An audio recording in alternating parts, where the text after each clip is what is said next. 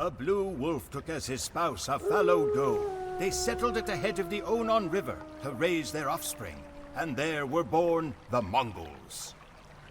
So begins my life's work, the secret history of the Mongols.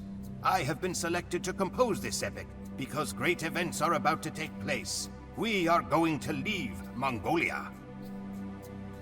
I have lived always on this frigid, dry, and endless steppe.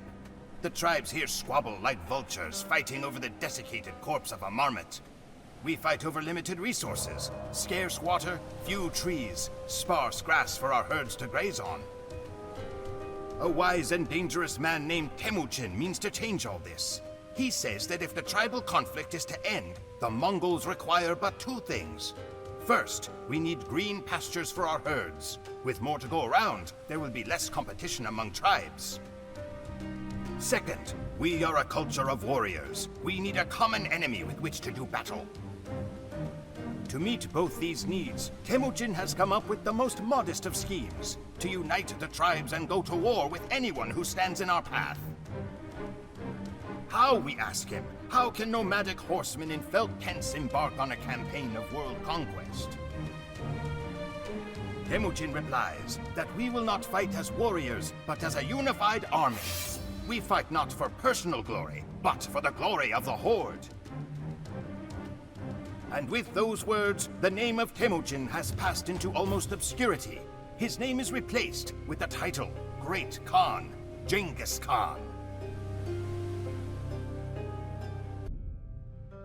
Nearly all of the Mongol tribes have united under the Great Khan. The chieftains of those tribes reluctant to join were boiled alive. Each day, new faces have taken up the bow. Unfamiliar hands hold the 9 bands of yak hair that has become Genghis' standard. There are more men and horses gathered in the camp than I ever knew existed. Horse archers and lancers, men in leather cuirass and silk armor, all lift their heads upward to the platform from where Genghis speaks. The Great Khan calls himself the punishment of God. Men smile like hungry wolves. It is dawn on the first day of the Mongol Empire. Winter has come to the steppes. The earth is frozen hard as bone, and the only movement is the steam rising from the nostrils of men and horses. Only the promise of battle brings warmth. Nearly all of the tribes in Mongolia now answer to Genghis Khan, but with success comes enemies. A man named Kushluk has challenged Genghis's right to rule. Kushluk sows discord among the Kara-Katai Khanate and means to have himself proclaimed as a rival Khan.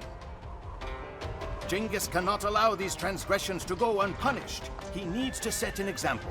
So we ride west to find and slay Kushluk. If the Kara-Katai shelter him, then their lives are forfeit as well.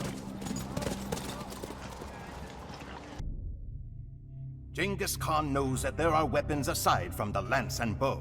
He is a master of mental warfare. Just as he has made an example of Kushluk, he makes examples of enemy lands. When we first encounter a new adversary, the Great Khan spares no one. We ride to the closest town, slay every living thing, burn down the city, sow the fields with salt, and make a mountain of enemy skulls. After that, the other towns are quick to send forth their emissaries, eager to placate the ravenous Mongol hordes. Now, all of Mongolia is in the grasp of Genghis Khan. Beyond are two vast empires, China to the east and Persia to the west. Persia is the sensible choice of battle, since it separates us from the rich forage pastures in Europe. But first, Genghis Khan has another score to settle. After witnessing the power of our cavalry in action, the Chinese spoke of nothing but peace. They even promised support for our campaign westward. But now that we have turned away from China, they have decided not to deliver the men and arms they promised Genghis.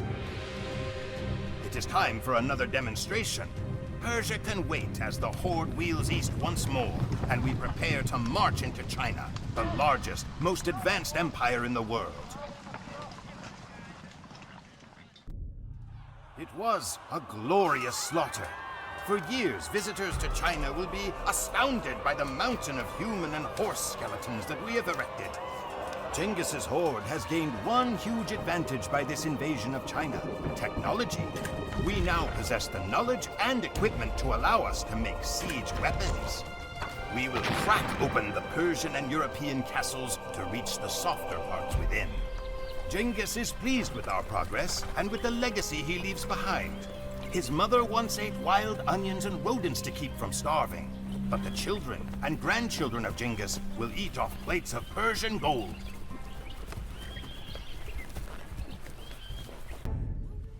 Sleep in the saddle, drink the rain, eat nothing but dried meat, dried milk, and horse blood. Such is the life of a Mongol at war. At night, we are rewarded with fermented yak's milk and the promise of Persian treasures. Driven on by the words of the great Khan, we have crossed miles of the Asian continent at full gallop. Before us lies the vast empire of Persia. The Khwarezm Shah will be given one chance to submit, and then his cities will be pulled down brick by brick.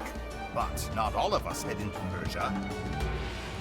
Genghis has sent Sobotai Batur of the reindeer people north into Russia. The Russian principalities are disorganized, and Genghis hopes that Sobotai can break them one by one. Then the horde will rule all of Asia.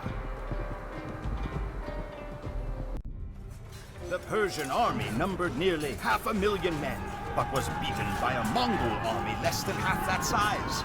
The governors of outlying cities were executed by pouring molten silver into their eyes and throats. The capital city of Samarkand, which was expected to withstand our siege for a full year, fell in 5 days. Separate mountains were made of the skulls of men, women, children, horses, dogs, and cats. We roamed the streets in wonder at the opulence of the Persians, drinking at their fountains and gorging ourselves on sherbet and tropical fruit. For a man born in a tent, it seemed as if Genghis Khan had torn open the gates to heaven itself. Russia and Mesopotamia were now ours to command. The empire now stretched over 7,000 miles, from the Pacific Ocean to the Black Sea.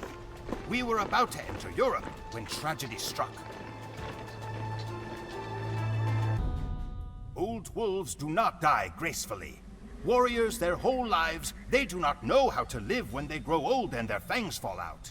Such it is with Mongols as well. Genghis Khan was now 80 years old. On the night when we knew our glorious conquest was about to end, Genghis summoned his sons to his tent. They found their father shivering before a fire, delirious with pain. "My descendants will wear gold," he said. "They will eat the finest meals and ride the finest horses, and forget to whom they owe it all. A deed is not glorious until it is finished." And he refused to die until Ogadai, his third son, promised to continue the war. Ogadai emerged from the tent, carrying his father's bow, and declared, "This storm is not yet finished. I hear the sound of lightning, and it strikes in Poland." The church bells rang in Europe when they saw our horde pouring out of the mountains. The armies of Bohemia and Germany hastened to Poland's defense. To them, our army might have been from the underworld itself, still commanded by the shade of the great Khan.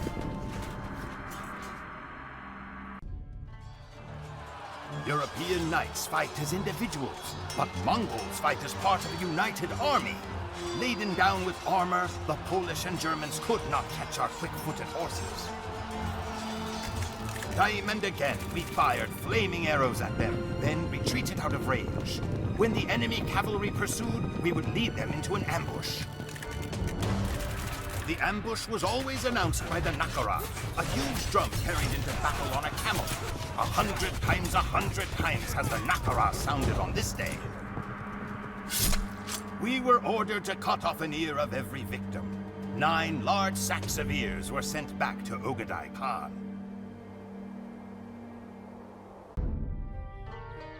Only one power stands in our way. France and the kingdoms beyond are beaten from decades of crusades. If we break Eastern Europe, then it is likely that all of Western Europe will surrender. But to break the East, we must defeat Hungary.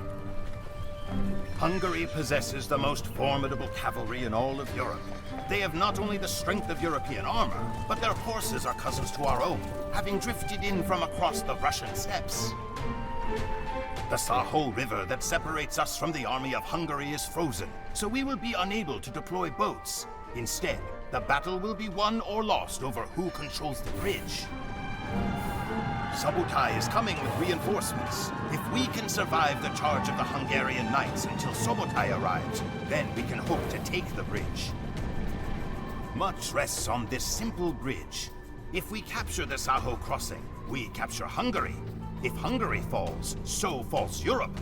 With Europe and Asia under Mongol control, our conquest of the world will be complete and final.